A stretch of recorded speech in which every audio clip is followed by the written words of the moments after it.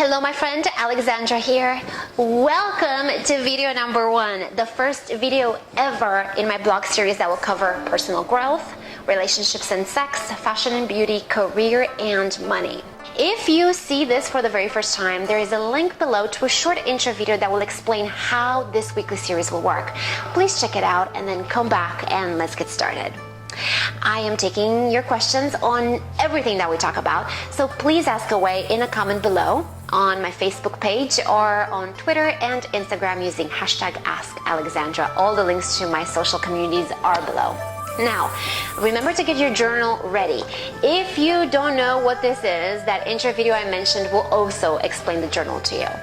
So, on to today's personal growth topic, how to let go of guilt. Why is it so important to let go of guilt? Well, that's because like the past, it's haunting you. It holds you back. It's this unnecessary weight that doesn't allow you to be the best you possible.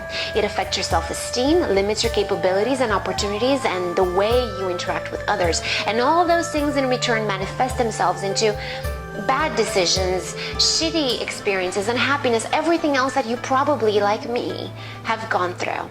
For years, I spent thousands of dollars and hundreds of hours, I'm not kidding, searching for advice, and to my surprise, so much information I've seen out there was given by folks who are mostly talking about how guilt makes you feel, rather than give out solutions on how to fix the problem. Yeah, I know how it feels, it sucks ass, that's why I'm looking to get rid of it. And so I had to figure out how to do that myself. With that said, I can't jump into your skin and do the work for you. I'm sorry, I hate to tell you this, but there is no quick fix. You can't wish yourself poof free of guilt. You have days, months, if not years of priming guilt brick after guilt brick, and now you have a freaking 12-story guilt building and resentment toward yourself. It will take a little work to tear that down. So you have to do the work. But if you do the work, I can promise you that you will see results. And if you continue practicing the work, you'll be something else, let me tell you. So if that sounds good to you, then get ready to take a lot of notes and let's dive right into it. First things first, step number 1. We need to know what we need to nip in the bud. There's not a one guilt fits all kind of thing, so we have to figure out yours.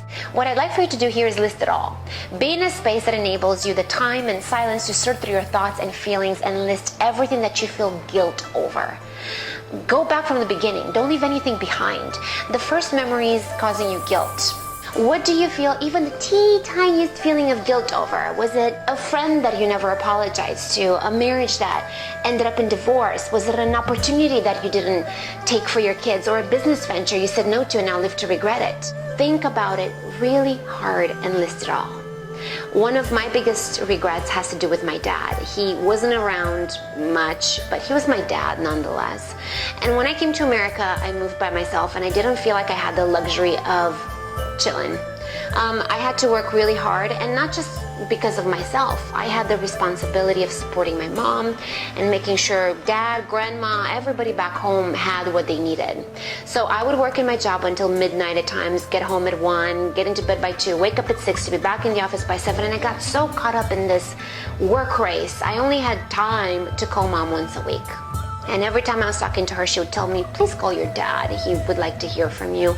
Please call your dad. It's been quite some time. Please call your dad. He just wants to hear your voice. And my answer to her every time was, yeah, mom, I'll call. And I never did. And then one day, out of nowhere, he passed away of an aneurysm. And I never got to hear his voice again, and he died without hearing mine. So, as you can imagine, I lived with that guilt. I felt like such a bad person. Was I really that busy? I couldn't even take 5 minutes to say hello. For almost a decade, I couldn't forgive myself. I sought so much help, I was blue in the face. And then I realized that I can't find a solution that will properly get rid of my guilt, and I created my own. I took the steps that I'm giving you today. So please, finish step number 1. List all the things you feel guilt over and don't leave anything out. And when you list them, do it in a very short sentence, like guilt because I didn't call my dad before he passed away. You see what I'm saying? At all costs though, stay away from being judgmental and mean toward yourself. I'm not saying guilt because I was such a shitty daughter, I never called my dad before he passed away. Does that make sense? Approach it very logically. Step number 2. Now that you have identified all the reasons causing you guilt, you will need to prioritize them. You will address each and every one of them, but why start fixing the guilt over not buying your kid a super expensive toy when you could fix the guilt of broken marriage? Does that make sense? Big monsters first. You'll need to put the big, emotionally heavy stuff up at the top and the smaller, livable stuff down at the bottom. Which one is heavier than the other? You can decide that by how it makes you feel. Assign a 1 through 10 number that represents the level of pain that you feel as you think of that moment that is now causing you the guilt. 10 is the most painful. 1, it's not so bad. So read what you wrote, take a moment and figure out how each one makes you feel. And put the number next to it. If 2 or more have the same number, that's fine, and just prioritize by which guilt you would like to get rid of first. Now that you are organized and you have all the guilt sources right in front of you, listed in order of priority, you feel better already. This is the closest you've ever been to healing. You're starting to feel really good. So take the number 1 guilt you want to heal and on a piece of paper, write it down. Write down that number 1 guilt reason. This is what we're about to focus on. The part that will be hard in this is that you will have to go back through all that mental clutter that you've tried burying this time. You'll have to paint a very clear picture of what happened. What was a string of events that is now causing you guilt? Before you can heal, you have to be very secure in your story and not leave anything to doubt. There's no, I'm pretty sure this happened. There's only, I'm absolutely positive this happened this way. So without writing a novel, bullet point what happened. Don't leave anything out and don't be afraid to face your emotions. Once you have everything clear as day, you will need to start the healing work by taking step number 3, and that is asking yourself this. And say it however it makes sense to you, but just ask yourself this.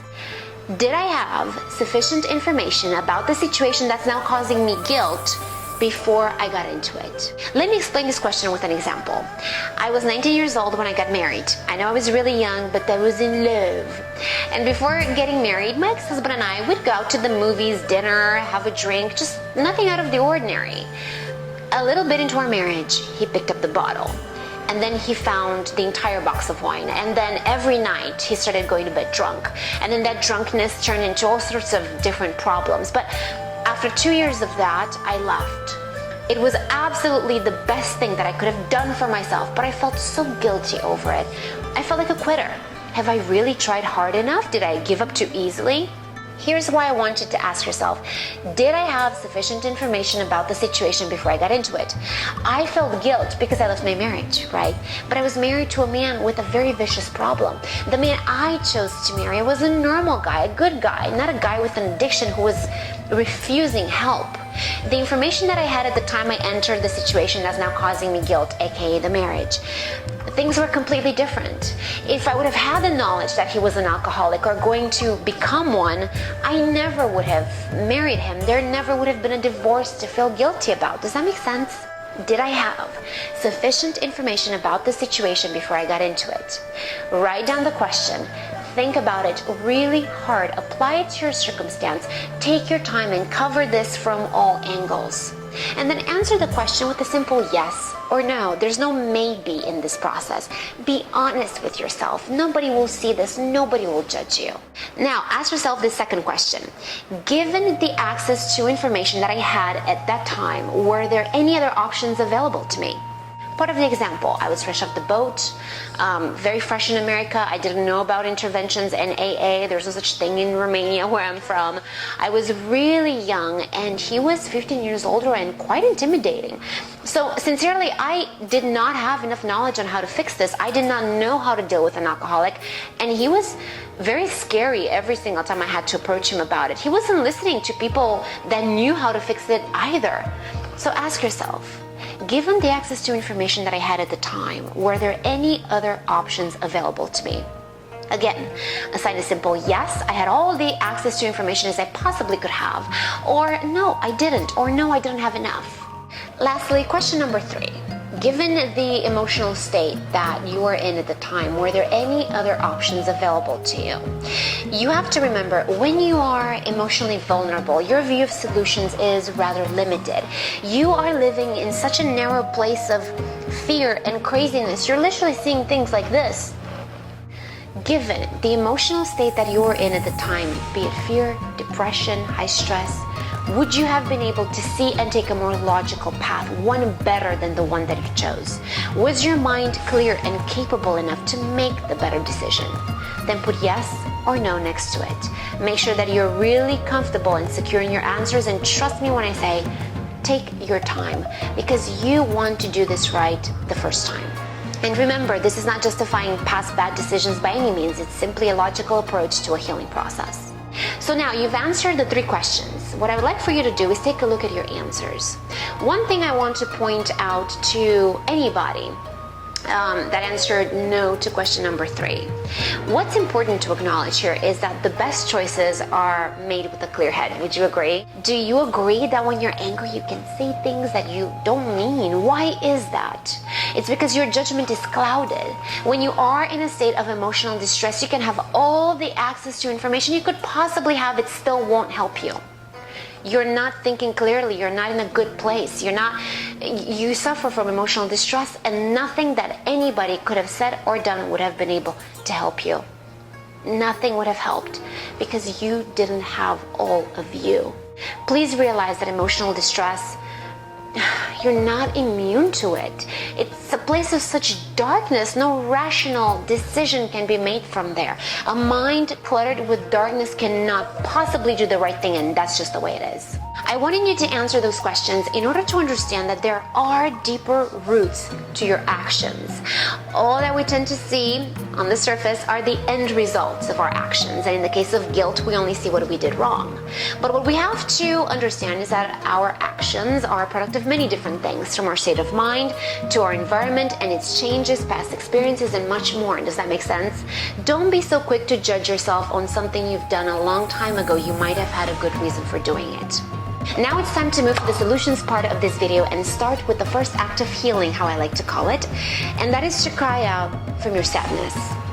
If you think that sounds corny or crazy, you have to get over it. Guilt isn't making your life hard because you're so freaking breezy about your problems. Let everything that you've been hanging on to out.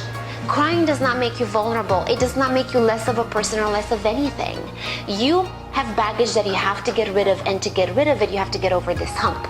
And you will get over the hump the moment you let these feelings out.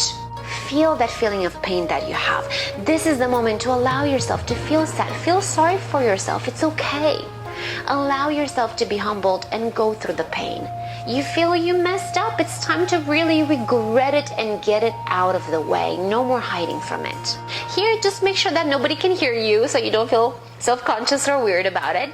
Simply because you need this uncensored time to connect with that feeling that is causing you guilt.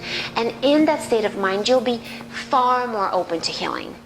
If your guilt is not coming from something so heart-wrenching, definitely skip this step and go to the next. But just make sure you don't skip because I think crying is stupid. The second act of healing is to formally apologize in writing. It is important to do it in writing because when you write, you give your thoughts some additional time to properly put themselves together. You are now in that state. You've cried. You have connected with the source of your pain. This is the perfect opening to be vulnerable and honest and humble. If you didn't wrong anybody but yourself, you can go to the next step. But if you feel you've done somebody else wrong, then write this apology to the person you feel you've wronged and write it down in the most uncensored way. If you didn't have the emotional strength, say it. Write down that you were emotionally unable to do better even though you really wanted to. Apologize for not having been stronger at the time. If you were strong but you didn't have enough information, say it. If you had it all, then just admit you were wrong. You were not perfect. Admit that you have lived with this guilt for however long. Apologize and ask for forgiveness. Mention that you're now ready to let go of the agony that has affected your life for so long, and you're ready to forgive yourself. I wouldn't necessarily recommend sending the letter to the recipient since it can open the can of worms we're trying to close even more. But if that tickles your fancy, by all means do it. But send it as is. Don't double check, proofread, and edit. Being raw and truthful and in that emotion is part of the healing. If you would rather not send it, I didn't, then write the letter and in a safe place, burn it entirely and look at it. This is the moment when your apology is released into the universe. As you see it turn to ashes, feel surrendering everything that's been holding you back. Feel your wrongdoing lifted. Your message is now filling the air and it will be delivered. Once you've sent out or burned the message, the third act of healing is to write down on a separate paper how guilt has affected your life, your relationships, your state of mind, and overall life. What has this number one guilt done to you? Think about it really hard, write it down, and after you're done, look at it. If there's one thing on that list, it's too much. It's proof that your life has been affected by guilt. You've been held back. Now, with those things outlined, I'd like for you to start writing a letter of forgiveness to yourself.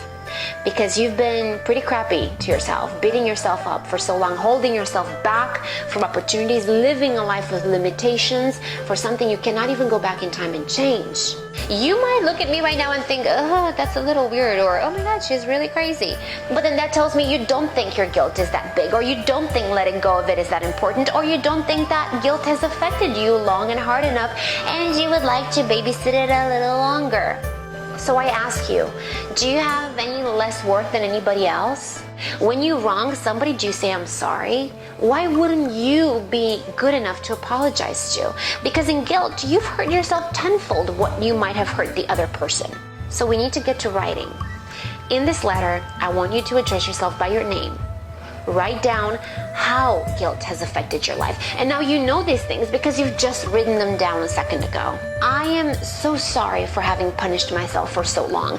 I'm so sorry for having treated myself so badly for all this time. I'm sorry that I kept myself away from happiness because I did not think I deserved it. I'm sorry I deprived myself of peace. I'm so sorry that even after all this time, I still don't trust myself fully. I'm sorry I've allowed this guilt to develop insecurities that are affecting my life.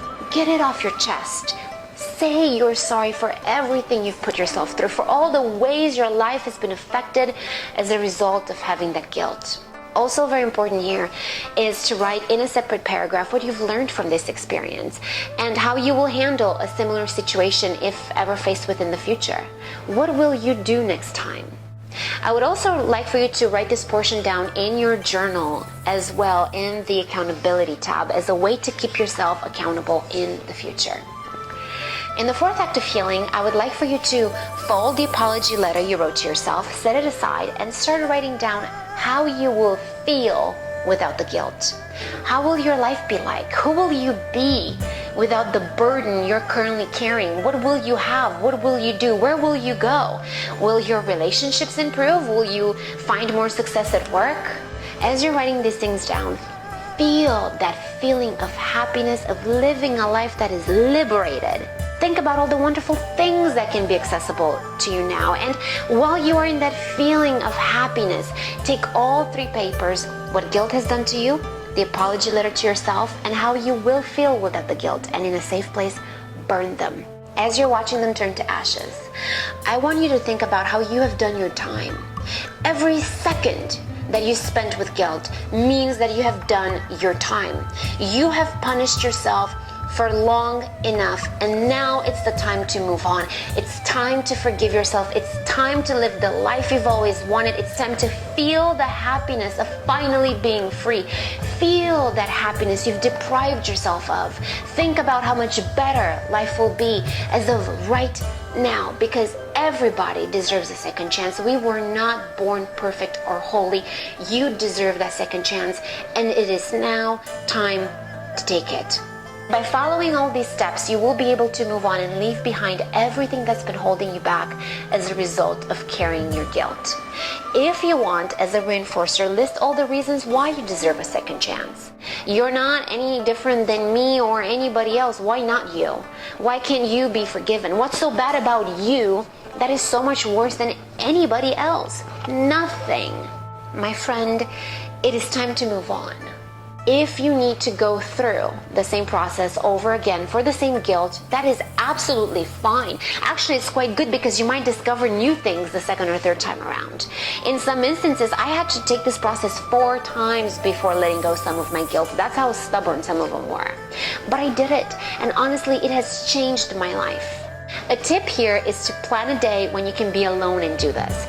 Plan a day when you can be all by yourself in the house for at least for hours. Take a sick day. Get help babysitting. Tell your spouse you really need a day for yourself. Whatever it is, just give yourself enough time, because if you feel rushed, this is not going to be as meaningful and impactful. And once you're done with the number one guilt, but only after you've conquered it and let go of it, you can move on to guilt number two. Remember not to rush through this. Your life is not a gamble. You're not at the races. You have to deal with one guilt at a time so that you can dedicate all that intensity and all that power of healing through one funnel rather than be all over the place and miss the mark. Then follow the same steps for guilt number 3 and number 4, and trust me, you will slowly be able to clear guilt from your life and start living an extraordinary life. I know it works. It can work for you too.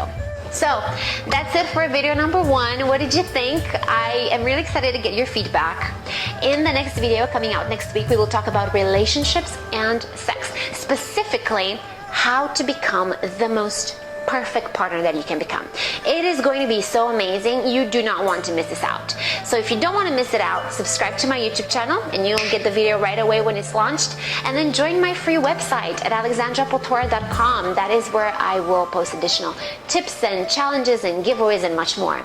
I love reading your comments, so ask me your questions. All the ways to contact me are linked below. And if this video motivated or inspired you or brought something of value into your life, please hit like and share it with the people you love most or with the folks you feel could benefit from it. I love you for watching. I will see you soon. Be kind to yourself and to all those around you.